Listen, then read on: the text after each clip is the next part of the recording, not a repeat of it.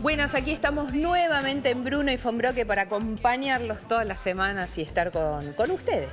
Claro que sí. Bueno, muchísimas gracias. Es un placer una vez más que estén del otro lado. A nosotros nos hace inmensamente feliz que nos hagan compañía, ¿eh? Y no solamente aquí a través de la tele, sino que lo pueden hacer a través de Twitter, @BrunoBonbroque, me lo estoy empezando a acordar, ¿eh? Y vía mail, somosbrunobonbroque@gmail.com. Y no leí la hoja, ¿eh? Y trataremos de responderles a todos. Lo intentamos, no lo logramos, pero lo intentamos. Claro que sí. Hoy tenemos un programa súper interesante y bien variado como nos gusta a nosotros, bueno, para que lo puedan disfrutar. Que tiene que ver con la actualidad, que tiene que ver con la inclusión y que tiene que ver con la música. Claro que sí, que es así como nos gusta cerrar este año, ¿no? Que hemos implementado nuestro bloque de música y nos está gustando bastante y parece que a ustedes también. ¿Vamos comenzando, David? Empezamos, sí. Claro que sí. Le damos la bienvenida a Miguel Ponce. Muchísimas gracias por estar con nosotros. Director del Centro de Estudios para Comercio Exterior del siglo XXI. Qué tema complicado, ¿no? Para algunos, ¿no? A otros les apasiona todo lo que tiene que ver con el comercio exterior y cómo influye, ¿no? En la actualidad en Argentina y las relaciones con otros países por cuestiones comerciales. Y algunas veces nos cuesta, ¿no? Nos cuesta entender bastante qué tan importante es para un país. Bueno, vos fíjate, estás poniendo un poco el dedo en la llaga. En este momento es particularmente importante. ¿Por qué? Porque en un momento en el cual el proceso de endeudamiento del financiamiento exterior, ¿no es cierto?, ha crecido como ha crecido en niveles preocupantes. Yo recuerdo que el año pasado, cuando me preguntaban sobre los peligros del endeudamiento externo, decíamos que no nos preocupaban tanto el monto, sino la velocidad. Bueno, este año nos preocupa la velocidad y el monto. Pero vos fíjate que los dólares genuinos, para poder empezar el repago de este endeudamiento, debieran provenir del saldo positivo de la balanza comercial. Lamentablemente, este año vamos a tener casi el doble del rojo de la balanza comercial. El año pasado tuvimos 8.500 millones de déficit, o sea, en rojo importamos más de lo que exportamos, para que la gente lo entienda, y este año vamos a tener casi el doble, por temas nuestros, pero también por esto que se denomina la guerra comercial, ¿no es cierto?, donde Estados Unidos ha tomado algunas medidas que en realidad dice que es contra China o contra todos aquellos países con los que tienen ellos déficit comercial, y terminamos siendo perjudicados nosotros. Ahora, Miguel, ¿por qué cuando hablamos de cómo está Argentina posicionada, hablamos de la actualidad, cuando deberíamos ver qué nos pasó también en los últimos 20 años para estar hoy donde estamos? Porque indudablemente no sabemos como país proyectar. Por supuesto. Nunca estamos viendo de trabajar hoy para los próximos 10 años. Nunca. Yo lo he charlado hace 10 minutos con los amigos afuera.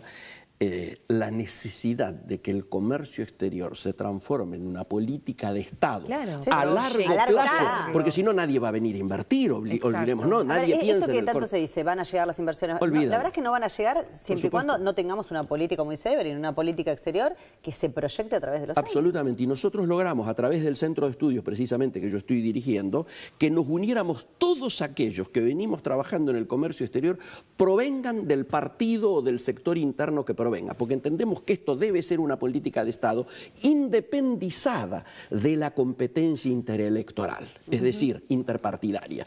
¿Por qué? Volvemos a decirlo, nadie va hacer arreglos, acuerdos de libre comercio, acuerdos regionales, etcétera, si no sabe la direccionalidad hacia dónde vamos a ir. Es decir, si estamos más preocupados por si el próximo presidente va a mantener tal o cual política, es obvio de que esto no es así. Mayormente lo que sucede es que el gobierno que venga borra todo lo anterior realizado. Eso hay que superarlo. Eso hay que superarlo. No, pero no lo supera nadie. En Argentina tenemos lo que yo suelo denominar el síndrome de Juan de Garay o Pedro de Mendoza. Es decir, la historia empieza cuando usted llega. Entonces, todo lo que se hacía antes no servía y todo lo que se va a hacer ahora al que venga no le va a servir. Así no se puede avanzar. ¿Hace cuántos años se trabaja para la exportación de los limones, la exportación de los vinos argentinos, de los cítricos? Y así puedo enumerar. Se trabajan años enteros para después a la hora de poder concretar, no se concreta. Absolutamente. Y esto da pie precisamente para que digamos un poco a veces por qué ciertas cosas no terminan concretándose. Yo hablaba hace 2 o 3 días con el embajador Guelar, nuestro embajador en China. Diego Guelar. Diego Guelar. Con él habíamos jugado una apuesta entre nosotros de que el acuerdo para que las carnes argentinas, que anteriormente, hasta el año pasado, entraban enfriada con hueso, pudieran entrar, congeladas sin hueso, pudieran agregarse enfriada con hueso más corderito patagónico, que es una economía que hace 10 años que estaba en crisis. Bueno, el debate era si lo lograba firmar el año pasado o no. Finalmente lo firmó en enero. Hablamos sobre esto y me dice, desde que hemos firmado no lo hemos podido aprovechar. ¿Y esto por qué? Porque nosotros podemos conseguir todos los acuerdos que querramos. Sí. Con Estados Unidos hemos logrado retomar lo que se denomina el régimen de preferencias arancelarias que podrían permitir que todas nuestras economías regionales entraran sin arancel a los Estados Unidos. Pero no lo podemos aprovechar si no somos competitivos. Claro. Nadie nos va a comprar si somos más caros. Es decir, tenemos este acuerdo con los chinos, pero si nuestros números no dan, si no afinamos nuestro costo, es imposible que nos vayan a comprar. Y acá viene la famosa agenda de la competitividad, sí, que nosotros decimos que viene demorada. ¿Por qué? Porque para muchos la simplifican diciendo, no, es el atraso cambiario. Y se escandalizan cuando nuestros compatriotas salen al exterior y llenan los shopping de Chile o de Paraguay o Uruguay, ¿no es cierto? A todos lados. La cosa no pasa por el retraso cambiario solamente. Es condición necesaria, pero no suficiente. Si no tenemos una política crediticia, si no dejamos de ser el país con más carga impositiva de la región, es imposible que podamos competir. Y esto tenemos que darnos cuenta en un momento en el cual los factores de competitividad son tan rígidos en cada uno de los mercados y cada uno trata de defender lo propio. Hemos abandonado la etapa del multilateralismo, ¿no es cierto? Y Trump nos plantea el bilateralismo. ¿Levantando qué? La bandera del proteccionismo. American First es el proteccionismo. Cuando acá dijimos todos que el camino era el libre comercio y abrirnos y etcétera. Por eso es muy importante que no nos distraigamos en qué está pasando en el mundo hoy. Lo que ha pasado es que ha terminado la etapa de globalización y no vuelve más una hegemonía a la que estábamos acostumbrados. Los Estados Unidos eran la potencia hegemónica, no solo comercial, sino militar. Esto se ha terminado, estamos en la etapa de post-globalización en la cual el eje nuevo es la asociación y contradicción que se da entre China y Estados Unidos. Este es el nuevo que somos víctimas todos. Y ahí somos víctimas, yo decía siempre, porque cuando se pelean... entre esta guerra, este ida y vuelta de estas dos grandes potencias, quedamos todos rehenes de si estás de un bando o estás del otro. Te lo grafico, cuando se pelean 2 elefantes, los elefantes a lo mejor no sufren, pero el pastito que está abajo lo destrozan. Nosotros somos ese pastito. Quiero decir, cada vez que Estados Unidos toma una medida contra China, a China no le mueve el amperímetro de su comercio exterior. Tiene 375.000 millones de dólares de superávit. El superávit más grande en toda su historia. Esto en el intercambio comercial con los Estados Unidos. Claro. Sin embargo, a nosotros nos anulan el acero, 770 millones, nos anulan el aluminio, tenemos el problema del biodiesel. Es decir, todos temas que claramente nos perjudican en términos proporcionales, más a nosotros que a los chinos.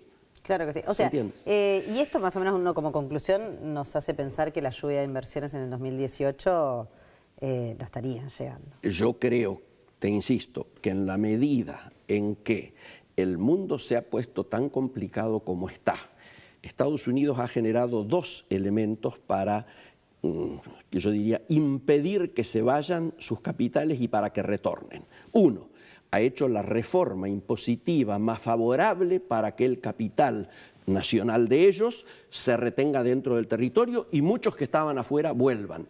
No hay en la historia una reforma impositiva más favorable al gran capital y a la gran industria que la que ha hecho Trump hasta ahora. Y el segundo elemento es esta situación proteccionista, en la cual ellos fijan aranceles para intentar precisamente de que muchas de las cosas que anteriormente entraban con aranceles bajos, ahora entren protegidas.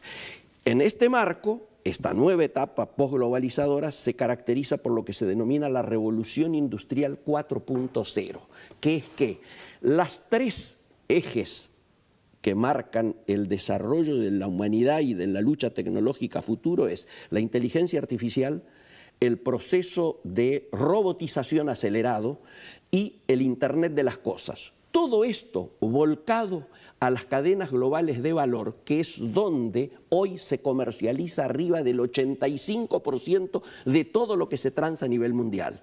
Esto lo están protagonizando Estados Unidos y China juntos. ¿Y por dónde podemos empezar como para decir queremos que Argentina salga adelante? Simple, te diría, paradójicamente es simple. Primero, hablábamos de poner en marcha la agenda de la competitividad demorada. Esto requiere un preconcepto, ponernos de acuerdo. La grieta que hoy nos divide y todavía nos divide y que algunos aprovechan electoralmente, no solo no nos sirve para resolver los problemas estructurales que están pendientes, sino ni siquiera para enfrentarlos. Entonces el primer tema es esto. ¿Cómo podríamos empezar a resolver esto? Con un acuerdo económico, político y social que permita precisamente elaborar, acordar políticas a largo plazo que, sea quien sea el que gane en las elecciones, estas políticas acordadas puedan ser llevadas adelante. Si no, no va a haber inversiones ni vamos a poder protagonizar el comercio exterior. Da la sensación como que los funcionarios que están, cada uno en su cargo, no terminan tomando decisiones como por miedo a tomar una decisión. Porque en los últimos 15, 20 años, cada uno que tomaba una decisión era de alguna manera, le pedían la renuncia, le pedían que se aplaque, que se corra, y terminan siendo mandatos unipersonales cuando existe realmente un gabinete. Coincido contigo y para nosotros inclusive venimos muy pegados a la idea de que sería necesario un hombre fuerte en economía, ¿no es cierto? Una unidad de mando y no como ahora esta diversidad que hay de toma de decisiones que a muchos nos preocupa. Pero me parece que el primer elemento es darnos cuenta que este mundo en el que estamos entrando no tiene nada que ver con el anterior, el que hemos estado acostumbrados a estar viviendo hasta hace 3, 4 años. Segundo, que la política y la toma de decisiones hoy no tiene nada que ver tampoco con la que estábamos acostumbrados, que originaban estas distorsiones como las que vos planteás. Tercero, asumir que nos adaptamos rápidamente a estos cambios y buscamos políticas inteligentes y consensuadas o no tenemos destino. ¿Qué temas importantes para la Argentina se trataron en la Cumbre de las Américas? Bueno, la Cumbre de las Américas, diríamos, paradójicamente, llevaba un título, que era la gobernabilidad regional, continental y la corrupción. Había sido convocada con un presidente que se tuvo que ir, acusado porque le tiraban las carpetas de Odebrecht adelante. El anterior presidente está preso, el otro de este país está fugado, la mayoría de los presidentes de la región están complicados. Lo que Argentina iba a buscar allí, esencialmente, era obviamente ratificar su vuelta al mundo, como se denomina. Esperaba encontrarse con Trump, el presidente. Trump no fue. Esperaba poder hablar con Pence, el vicepresidente. Tampoco pudo ser, era obvio. Estaban por empezar a volar las ojivas hacia Siria, ¿no es cierto? Exactamente. Entonces, esto es... Y el otro eje que se planteaba es un tema, a mi juicio, que la región todavía no tiene claro. ¿Qué hacer con Venezuela? Y la problemática era esta. Allí, mientras Argentina lideró... Estuve el año pasado en Venezuela. Estuviste en Venezuela. Tremendo. Tremendo. Tremendo. No tenemos dimensión de lo que está sucediendo en Venezuela. Comprarse un esmalte implicaba llevar una cantidad de dinero imposible de trasladar. Bueno, la mayor inflación a nivel mundial está allí, ¿no es cierto? Ya lo sabemos. Pero entonces, lo que se buscaba, lo que buscó Argentina fue liderar este grupo que planteara el desconocimiento de las elecciones que están convocadas en Venezuela contra otro sector más liderado, yo diría, por Evo, que planteaba una cosa más tranquila. Finalmente salió algo en una cosa intermedia en la cual cada parte, ¿no es cierto?, jugó sus roles. Bien. Lo que ocurre es que también muchísimos de los presidentes que están allí en la próxima ya no van a estar, porque están terminando sus procesos, afrontando procesos electorales, etc. Miguel, muchísimas gracias por haber estado con nosotros y bueno, aclararnos un poquito el panorama internacional con respecto al comercio y bueno, y esto también si alguien te quiere escribir, ¿a dónde lo puede hacer? Ya está puesto allí, al Centro de Estudios para el Comercio Exterior del Siglo XXI, mi Twitter, @MIP y el 11. Muchísimas gracias. Por favor, a las órdenes de ustedes. Y nosotros vamos a una pequeña pausa, la primera pausa. Muy cortita, es apenas unos segundos porque ya en cualquier momento estamos nuevamente aquí para acompañarlos, Bruno y Fonbroque. feeling.